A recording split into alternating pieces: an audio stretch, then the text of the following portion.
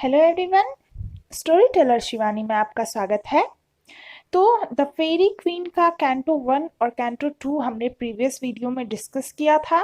आज की इस वीडियो में हम बात करेंगे कैंटो 3 से लेकर कैंटो 8 तक की समरी के बारे में। प्रीवियस वीडियो की लिंक डिस्क्रिप्शन में है, तो चलिए शुरू करते हैं। कैंटो 3 की शुरुआत ऊना से होती है, जो अपने साथी रेड क्रॉस की खोज में इधर उधर भटक रही है। वो एक पेड़ के नीचे आराम करने को रुकती है और तभी उस पर एक खूंखार शेर हमला कर देता है। लेकिन ऊना की जेंटल ब्यूटी और इनोसेंस को देखकर शेर अपना गुस्सा भूल जाता है और क्यूट और स्वीट बन जाता है और ऊना का कंपेनियन और प्रोटेक्टर बनता है।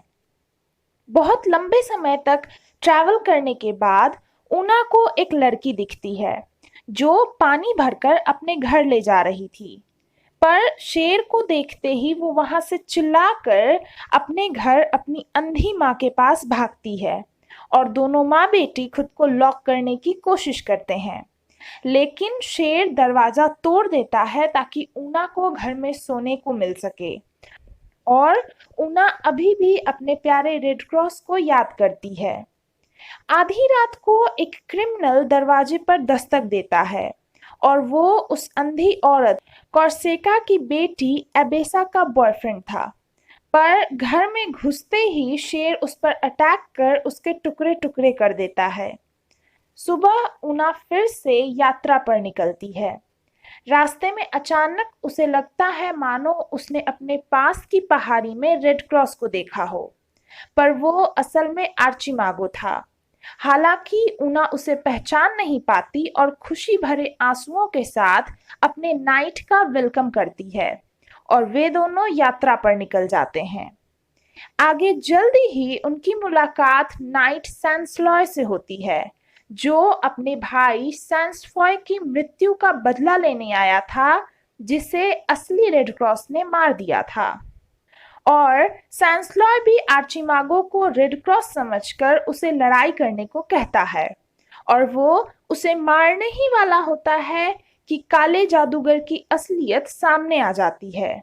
ये देखकर सैंसलॉय उसे छोड़ देता है और प्राइज के रूप में ऊना को साथ ले जाने लगता है। और जब शेर ऊना को बचाने की कोशिश करता है तो उसे भी मार देता है। कैंटो 4। मीनवाइल जो असली रेड क्रॉस था उसे ड्यूएसा अपने साथ एक वंडरफुल पैलेस में ले जाती है। वहां मेन एंट्री हॉल पर एक यूजलेस डोरमैन था, मेल्वेनियो नाम का, जो सबको अंदर आने देता है। रेड क्रॉस और ड्यूएसा का कोर्ट में स्वागत होता है, स्पेशली लूसीफेरा के द्वारा, जो उस पैलेस की क्वीन थी और घमंड से भरी थी। लूसीफेरा, जो खुद को जुपिटर की बेटी बताती है, अपना बड़ा सा काउच मंगवाती है जिसे बीस्ट्स यानी बड़े जंगली जानवरों या राक्षसों द्वारा खींचा जा रहा था। और वे थे आलस्य, ग्लटनी यानी लोलुपता, लेचरी यानी कामुकता, एवरिस यानी लोभ, एनवी यानी ईर्ष्या और रैथ यानी क्रोध। इन सातों बीस्ट्स का अपीयरेंस उनके नाम के ही अकॉर्डिंग था। ये पैरेड खत्म ही होती है कि अचानक वहां सैंसजॉय पहुंच जाता है और अपने भाई सैंसफॉय की डेथ का बदला लेने के लिए रेड क्रॉस को ड्यूएल के लिए चैलेंज करता है। पर क्वीन उन दोनों को अगली सुबह तक इंतजार करने को कहती है। कैंटो 5। सुबह होते ही दोनों नाइट लड़ना शुरू कर देते हैं और एक दूसरे को खून से भर देते हैं और रेड क्रॉस सैंसजॉय को मारने ही वाला होता है कि वो अचानक काले बादल में गायब हो जाता है। तब रेड क्रॉस जीत जाता है और रेस्ट करने के लिए वापस पैलेस लाया जाता है। इधर ड्यूएसा, जो सैंसजॉय के साथ रेड क्रॉस को हराने पर शादी करने वाली थी, अपसेट है और रात को नाइट के पास जाती है। नाइट, जो कि कई मेजर विलन्स की एंसेस्टर थी।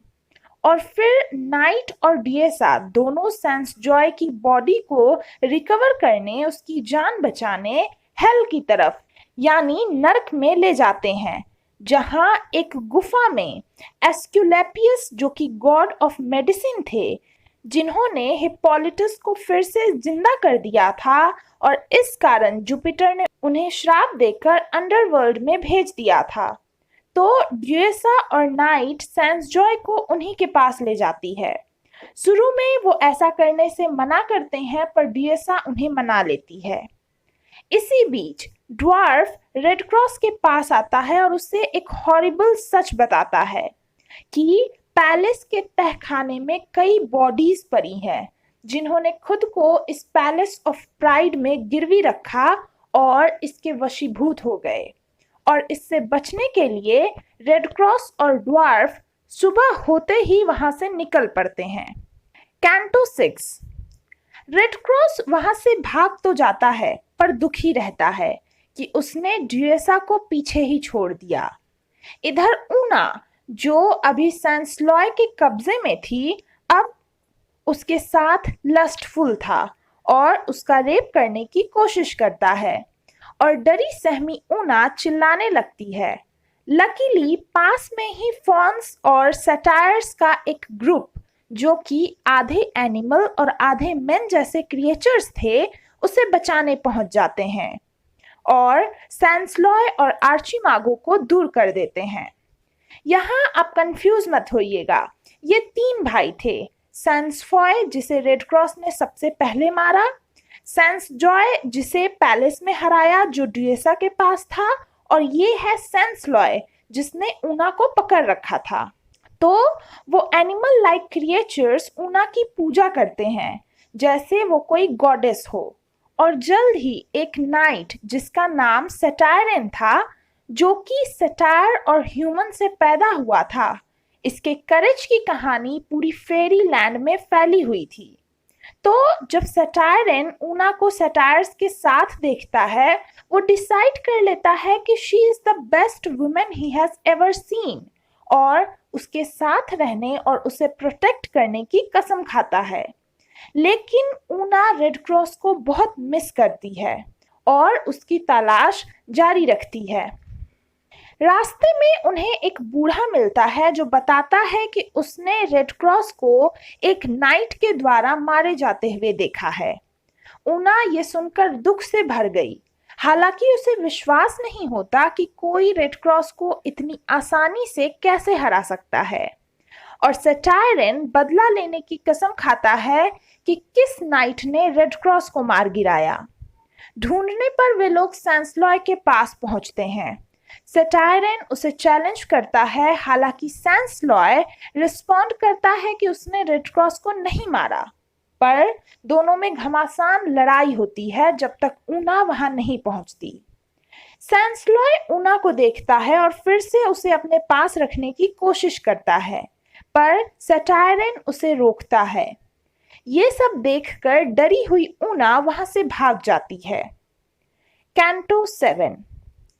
इधर ड्यूएसा जब लूसीफेरा के पैलेस पहुंचती है और वहां देखती है कि रेड क्रॉस गायब है, तो फिर से फिडेसा का रूप लेकर उसकी खोज में निकलती है और देखती है कि रेड क्रॉस एक फाउंटेन के पास रेस्ट कर रहा था।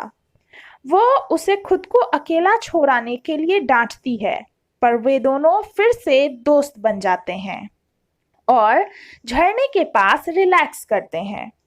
अब ये झरना कोई मामूली झरना नहीं था, बल्कि गॉडेस डायना द्वारा श्रापित था कि जो भी इस झरने का पानी पिएगा वो आलसी और टायर्ड हो जाएगा, और इसलिए रेड क्रॉस की हालत ऐसी थी।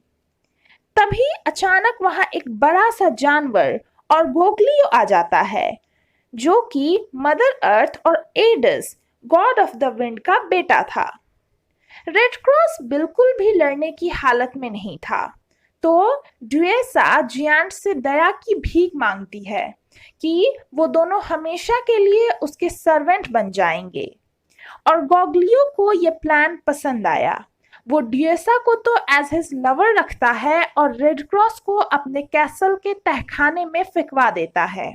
पर ड्वार्फ, जिसने ये सब देखा, वहां से कैसे भी भाग निकलता है और रास्ते में ऊना से टकराता है, और फिर सारी कहानी ऊना को बताता है। ऊना ये सब सुनकर बहुत दुखी हुई, सिंस वो रेड क्रॉस से बहुत प्यार करती है, और फाइनली कैसे भी रेड क्रॉस को खोज निकालने का डिसीजन लेती है। कुछ देर ट्रैवल करने पर उसकी मुलाकात एक इनक्रेडिबल नाइट, जिनका नाम तो नहीं बताया गया पर किंग आर्थर है, उनसे होती है। और आर्थर ऊना से उसकी उदासी की वजह पूछते हैं। ऊना उन्हें सारी कहानी बता देती है कि वो एक राजा रानी की बेटी थी जिसके साम्राज्य में एक ड्रैगन उन्हें परेशान कर रहा था, और मदद के लिए क्वीन ग्लोरियाना ने रेड क्रॉस को उसके साथ भेजा। पर रेड क्रॉस अब गायब है क्योंकि एक मैजिशियन ने उसे ठगा, और अब वो ड्यूएसा के साथ है जो कि एक मॉन्स्टर है, और रेड क्रॉस को तहखाने में बंदी बनाकर रखा है। ऊना की कहानी सुनकर आर्थर रेड क्रॉस को छुड़ाने का वादा करते हैं। कैंटो 8। बेचारा रेड क्रॉस, उसके जैसे वर्चुअस मैन के लिए ऐसी सिचुएशन में रहना बहुत मुश्किल था, पर आर्थर और ऊना उसकी खोज में थे। जल्द ही वे लोग एक बड़े से महल में पहुंचते हैं। किंग आर्थर अपनी मैजिकल हॉर्न निकालते हैं जिसमें एक बार फूंकने पर ही सारे दरवाजे खुद ब खुद खुल जाते हैं, और गोगलियो हॉर्न की आवाज सुनकर बाहर आता है।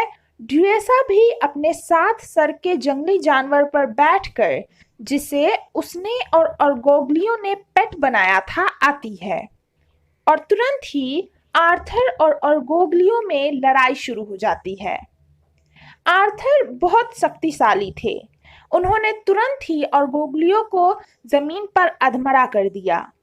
ड्यूएसा ने जब ऐसा देखा तो वो भी लड़ाई में आई, और उसका सामना आर्थर के यंग स्क्वायर यानी जागीरदार ने किया। पर ड्यूएसा ने कुछ मंत्र पढ़ा और स्क्वायर की शक्ति खत्म कर दी, और अपने पेट जो कि 7 सिरों वाला राक्षस था उसे अटैक करने को भेजा। पर आर्थर ने अपने स्क्वायर को बचाया और उस जानवर का एक सर काट डाला।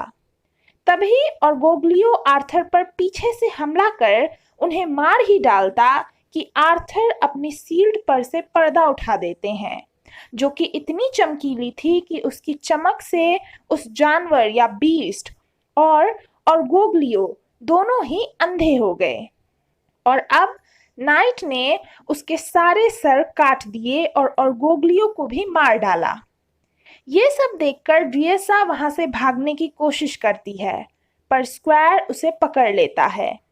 इधर रेड क्रॉस की खोज में ऊना और आर्थर कैसल में जाते हैं, जहां एक अंधा बूढ़ा आदमी इग्नारो मिलता है, जो कि कैसल का कीपर था। उसके पास सारी चाबियां थी पर वो कुछ बताने के लायक नहीं था। आर्थर ने खुद चाबियां ली और हर दरवाजा खोला, पर रेड क्रॉस नहीं मिला। अंत में एक आयरन डोर मिला जिसकी कोई चाबी नहीं थी। आर्थर दरवाजा तोड़कर अंदर गए, जहां बहुत अंधेरा था। आर्थर किसी तरह रेड क्रॉस को बाहर लाए, जो कि सूरज की रोशनी भी बर्दाश्त नहीं कर पा रहा था, क्योंकि उसे अब इसकी भी आदत नहीं रही। वो बहुत दुबला भी हो गया था। ऊना उसे देखकर खुश और ऐसी बुरी हालत में देखकर बहुत दुखी हुई। वो उसे सारी चीजें बताती है कि कैसे क्या हुआ। अब आर्थर उन्हें अपने बैड एक्सपीरियंस से सीख लेने को कहते हैं, और ड्यूएसा का आगे क्या करना है पूछते हैं। ऊना कहती है कि उसे मारना बहुत बुरा होगा, उसकी मैजिकल रॉब्स लेकर उसे जाने दिया जाए। वे लोग ऐसा ही करते हैं, और साथ ही साथ उसे नेकेड कर देते हैं ताकि हर कोई उसकी सच्चाई देख सके कि वो कोई सुंदर औरत नहीं बल्कि ओल्ड, अगली और मॉन्स्टरस है। ड्यूएसा वहां से भाग जाती है, और ऊना, ड्वार्फ, स्क्वायर और नाइट वहीं कैसल में रेस्ट करने के लिए रुकते हैं। तो आज के लिए बस इतना ही। वीडियो की लास्ट पार्ट में हम कैंटो 9 से लेकर कैंटो 12 की समरी को डिस्कस करेंगे। Thank you.